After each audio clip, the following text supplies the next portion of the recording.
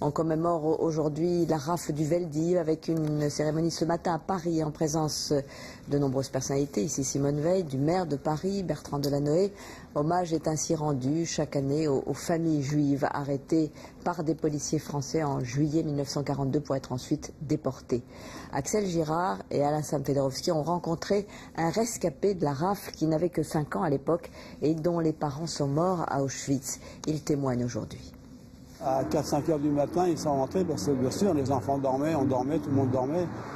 Le Marais, au cœur de Paris. C'est ici que Robert et Bert Weinstein sont pris par la police française dans la rafle du 16 juillet 42 avec leur mère, leur frère, leur sœur. Robert avait 5 ans, sa sœur 7. Ils sont montés, on n'a pas entendu. Et à coups de crosse de fusil, ils ont défoncé les serrures.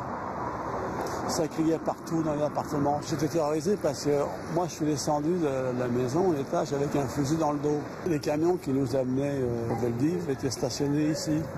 On était jetés dans le camion pêle-mêle, comme des ordures. Après la rafle, 8000 hommes, femmes et enfants s'entassent au Veldiv sans nourriture, avec un point d'eau.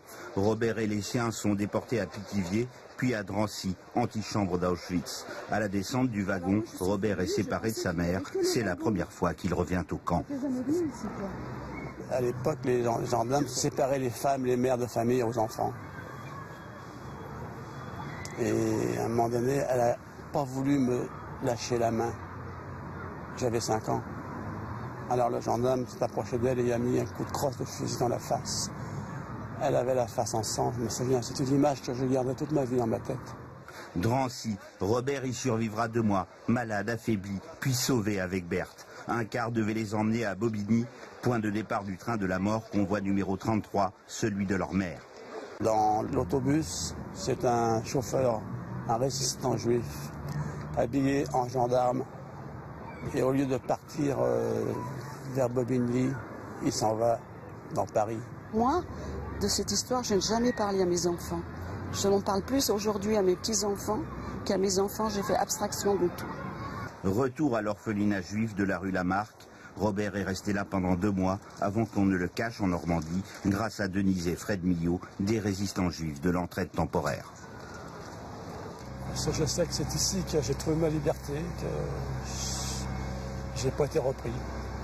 Mais en même temps, je sais qu'il y a 500 petits camarades qui n'ont pas trouvé de famille d'accueil et sont partis à Auschwitz. Leurs parents sont morts à Auschwitz. D'eux, il ne reste aujourd'hui que des noms gravés au mémorial de la Shoah. Leurs enfants ne se souviennent même plus de leur visage. J'aurais aimé qu'ils soient pas sur les murs, pas parce que, en disant que s'ils n'étaient pas là, ils seraient vivants peut-être.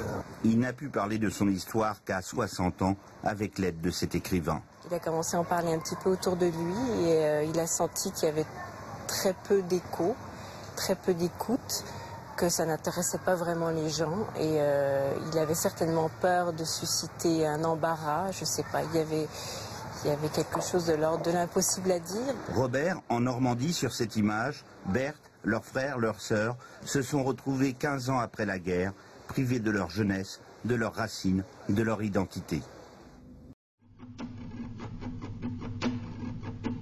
Amis, entends-tu le vol noir des corbeaux sur nos plaines? Amis, entends-tu les cris sourds du pays qu'on enchaîne? Ohé, partisans, ouvriers et paysans, c'est l'alarme. Ce soir, l'ennemi connaîtra le prix du sang et des larmes.